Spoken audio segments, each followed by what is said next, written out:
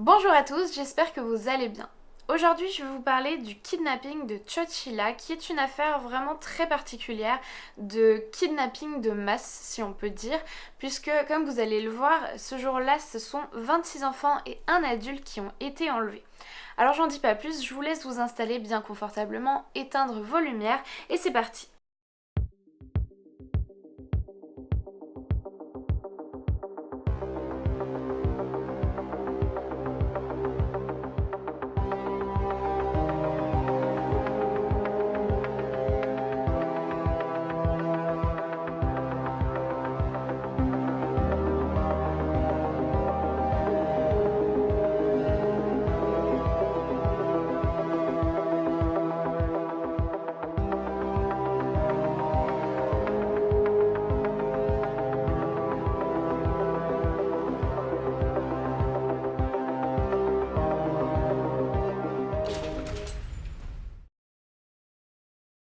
L'histoire commence le 15 juillet 1976 à Chowchilla, en Californie. Il est à peu près 16 heures quand Ed Ray, le chauffeur du bus, vient chercher les enfants à la piscine municipale pour les ramener à l'école. Alors qu'ils sont sur le trajet du retour sur une route un petit peu déserte, le bus va rencontrer une camionnette garée très étrangement en travers de la chaussée et qui leur barre la route. Donc le bus ralentit et s'arrête, et à ce moment-là, c'est trois hommes armés et cagoulés avec des banylons qui surgissent de derrière la camionnette et qui rentrent dans le bus de force.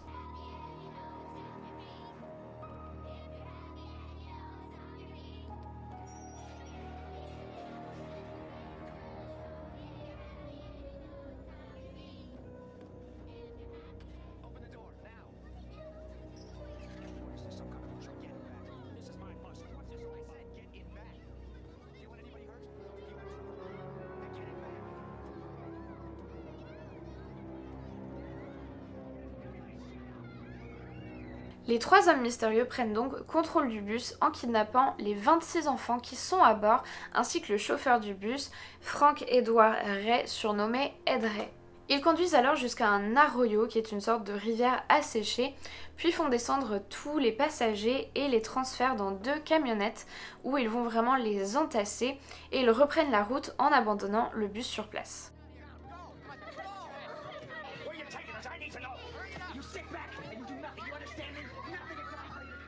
Parmi les 26 enfants, le plus jeune avait seulement 5 ans et le plus grand était âgé de 14 ans. Le trajet qui commence à ce moment-là va durer 11 heures en tout et va se dérouler dans des conditions absolument atroces, puisque comme je vous l'ai dit, tous les enfants étaient complètement entassés les uns sur les autres. Ils avaient ni nourriture ni eau, alors qu'il faisait extrêmement chaud ce jour-là. Je crois qu'il faisait plus de 35 degrés. Et en plus, ils étaient totalement dans le noir, puisque toutes les vitres avaient été barricadées, donc ils voyaient absolument rien de ce qui se passait à l'extérieur. Il n'y a jamais eu de pause, donc pas de moment pour pouvoir aller se soulager. Certains ont commencé à se faire pipi dessus parce qu'ils avaient peur, d'autres se sont sentis malades dans la voiture et se sont vomis. Donc vraiment, les conditions, elles avaient l'air absolument ignobles. Durant ce trajet, Ed Ray et les plus âgés ont vraiment essayé de réconforter comme ils pouvaient les plus petits en leur faisant se changer les idées en chantant des chansons un peu du hit parade du moment et des chansons assez connues, notamment la fameuse chanson If you're happy and you know it, clap your hands. Donc si t'es heureux et que tu le sais, tape dans tes mains. Et voilà, ils ont vraiment essayé de faire en sorte de soutenir le moral au maximum de tout le monde. Et c'est vraiment, je trouve, un comportement absolument héroïque de leur part.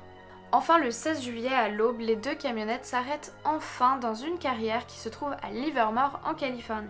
Mais le calvaire des enfants et du conducteur ne va vraiment pas s'arrêter là, puisque les ravisseurs les font descendre des fourgonnettes et au fur et à mesure ils prennent leur nom, leur identité et ils dressent une sorte de liste des otages et ils leur prennent aussi un vêtement à chacun et ensuite ils les forcent à descendre dans un vieux camion de déménagement de la société Allied Van Limes qui était enterré dans une tranchée. Ensuite, ils referment la trappe du toit du camion, puis ils déposent dessus deux grosses batteries de tracteurs qui sont du coup très très lourdes, et ils recouvrent le tout avec 1 mètre de terre.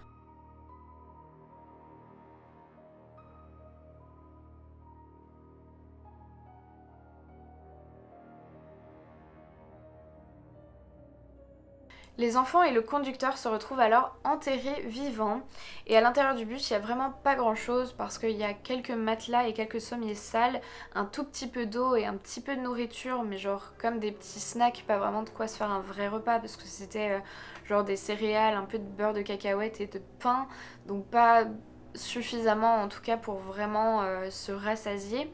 Et puis encore une fois il continue à faire très très chaud, les odeurs sont vraiment assez abominable hein, parce que comme je vous l'ai dit il y a du vomi, il y a des déjections un petit peu partout et l'aération elle est faite uniquement par comme deux sortes de tuyaux donc c'est vraiment très très difficile de tenir à l'intérieur de ce camion.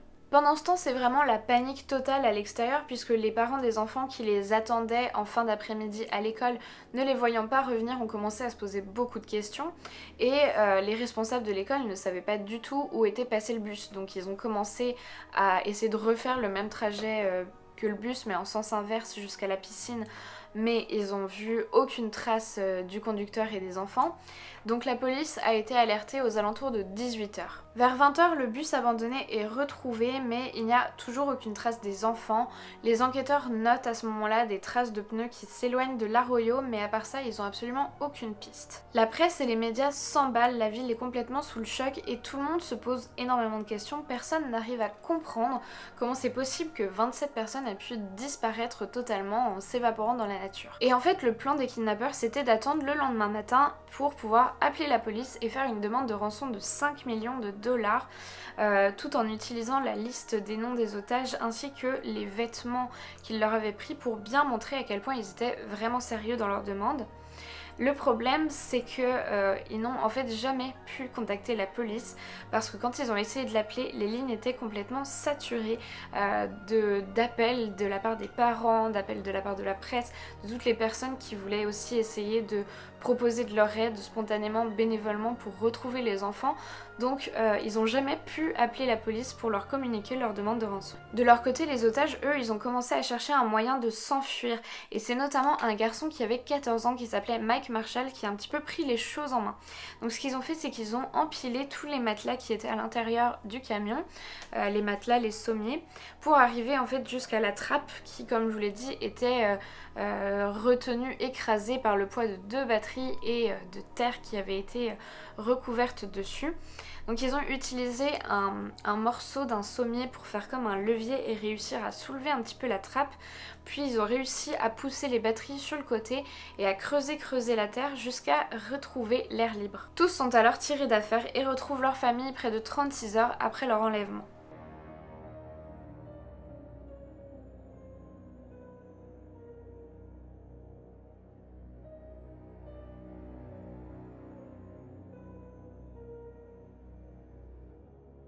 Au départ, la police cherchait des coupables dans la liste des délinquants qui étaient déjà connus de leur service, mais il n'y avait aucun des suspects qui correspondait vraiment à la description qui avait été faite par les otages. Et c'est à ce moment-là que Ed Ray, le conducteur, va accepter d'être placé sous hypnose pour tenter de se rappeler de certains détails qui pourraient peut-être faire avancer l'enquête.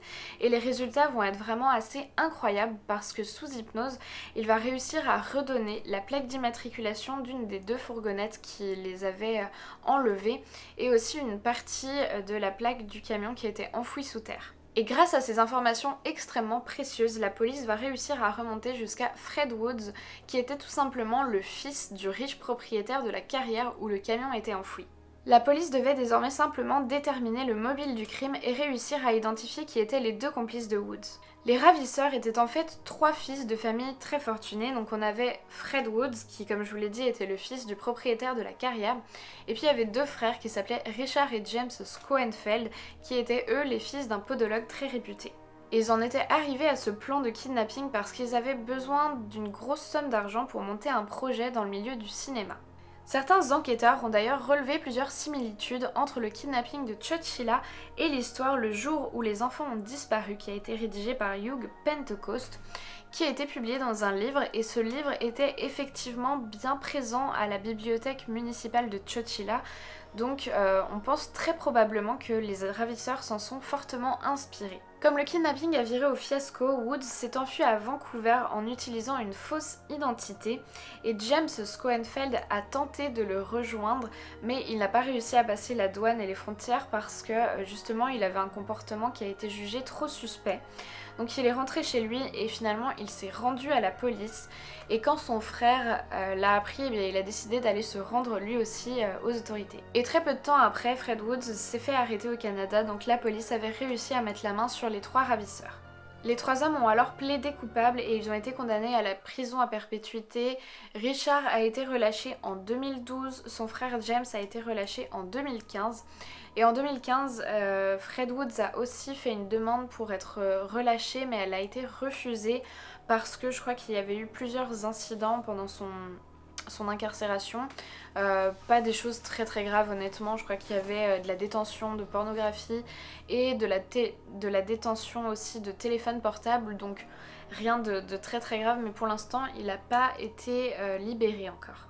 De son côté, Ed Ray, lui, il est devenu un petit peu une sorte de héros local puisque jusqu'à sa mort, qui s'est déroulée il n'y a pas très très longtemps d'ailleurs puisque c'était le 17 mai 2012, il a reçu très régulièrement la visite d'adultes du coup, mais qui étaient les enfants qui étaient retenus en otage avec lui. Et il a aussi reçu une distinction et on a même fait du 26 février le Ed Ray Day, donc le jour de Ed Ray à Chowchilla. Et maintenant je voudrais vous dire quelques mots sur le stress post-traumatique puisque presque tous, voire tous je crois, ceux qui ont été otages au moment du kidnapping de Chowchilla en ont été victimes. En fait déjà à l'époque les enfants ils n'ont pas été pris en charge tout de suite sur le plan psychologique. Ça a mis je crois à peu près 5 mois avant que les parents vraiment commencent à s'inquiéter pour leur santé mentale et demandent de l'aide. Ce qui malheureusement était un petit peu tard parce que le syndrome de stress post-traumatique c'est quelque chose dont on parle à partir d'un mois après un événement traumatique. Donc si c'est une réaction à un événement qui est dans les semaines qui suivent, c'est ce qu'on appelle un stress aigu et ça se transforme en fait en syndrome de stress post-traumatique si ça fait un mois ou plus suivant l'événement traumatisant. Et en fait le syndrome de stress post-traumatique, comme son nom l'indique, c'est un syndrome, donc c'est un ensemble de plusieurs symptômes qu'on va considérer comme pathologiques qui vont gêner le quotidien des personnes puisque ça a une répercussion sur leur état émotionnel et puis sur plein de sphères, la sphère privée, la sphère professionnelle, etc. Donc c'est quand même quelque chose qui va être assez gênant. Il y a une étude qui a été faite 1 an après le kidnapping avec 23 des enfants qui étaient otages et qui a conclu au fait que tous souffraient d'un syndrome de stress post-traumatique, à savoir notamment des cauchemars, des changements de la personnalité et beaucoup d'angoisse, notamment des peurs des voitures, du noir, du vent, des chiens, de rester seul, etc. Et d'ailleurs cette étude-là, elle est assez intéressante parce qu'elle a même montré que certains des enfants qui étaient descendus juste avant la prise d'otage, donc qui n'ont pas eux été kidnappés mais qui étaient dans le bus en question, ont eux aussi été victimes de ce stress post-traumatique, ce qui s'explique très facilement parce qu'ils ont été tout à fait effrayés de ce qui s'est passé, de savoir que ça aurait pu leur arriver également, j'imagine un peu traumatisés de ce qui est arrivé à leurs camarades, et puis je pense que dans leur cas il y a aussi ce qu'on appelle la culpabilité du survivant, c'est-à-dire une espèce de forme de culpabilité de se dire ça aurait pu être moi, pourquoi c'était eux et pas moi, etc. Donc voilà, vraiment cet épisode-là a énormément marqué, traumatisé absolument tous ceux qui ont été enlevés. Aujourd'hui encore, les victimes, elles ont à peu près 50-60 ans maintenant, mais il y en a beaucoup qui rapportent souffrir toujours d'angoisse, de dépression et aussi de problèmes d'addiction à l'alcool et aux stupéfiants. Et malheureusement, l'un d'entre eux a même un peu craqué un jour parce qu'il y avait un touriste japonais qui était tombé en panne juste devant chez lui. Et je pense que ça a dû déclencher quelque chose, lui rappeler un mauvais souvenir, je pense notamment certainement au moment de la camionnette qui devait leur barrer la route quand ils étaient dans le bus. Et malheureusement, en fait, il a tiré sur ce touriste. Donc tout ça pour vous dire que même si cette histoire elle s'est bien terminée en soi évidemment parce qu'il n'y a pas eu de mort, il n'y a pas eu de blessés, tout le monde a pu regagner chez soi juste après, ce kidnapping là, cette affaire là, elle vous montre bien que les répercussions des actes criminels sur les victimes peuvent être vraiment dévastatrices et que je pense que c'est vraiment important de ne pas sous-estimer la dimension psychologique puisque évidemment quelqu'un après un traumatisme, on va souvent le prendre en charge au niveau médical, au niveau physique, quand il y a des blessures, des choses comme ça, on le voit. Donc on va pouvoir faire des choses, on va pouvoir opérer, on va pouvoir suturer, on va pouvoir faire en sorte de cicatriser. Mais les blessures psychologiques, elles sont là également et souvent, beaucoup trop souvent malheureusement, il n'y a pas assez d'aide qui est proposée aux victimes de traumatisme et ça peut vraiment laisser des séquelles qui sont quand même très très lourdes. Comme vous le voyez, enfin là aujourd'hui, tous les enfants qui étaient quand même assez petits à ce moment-là, ils ont vécu toute leur vie avec beaucoup d'angoisse, beaucoup de soucis dus justement à cet épisode-là. Donc c'est vraiment super important, je pense, de ne pas minimiser l'impact psychologique que peuvent avoir ce genre d'agression-là. Écoutez, j'espère que cette vidéo vous a plu. Moi, comme d'habitude, je vous attends dans les commentaires, donc n'hésitez pas à venir me dire ce que vous en avez pensé, quel est votre avis sur cette histoire. Et puis si vous avez apprécié ma vidéo, n'oubliez pas de me mettre un petit pouce en l'air et de vous abonner à ma chaîne si c'est pas encore le cas. On se retrouve très vite pour une prochaine histoire, je vous fais plein de gros bisous et en attendant, n'oubliez surtout pas de rallumer vos lumières. 1, 2, 3, 4.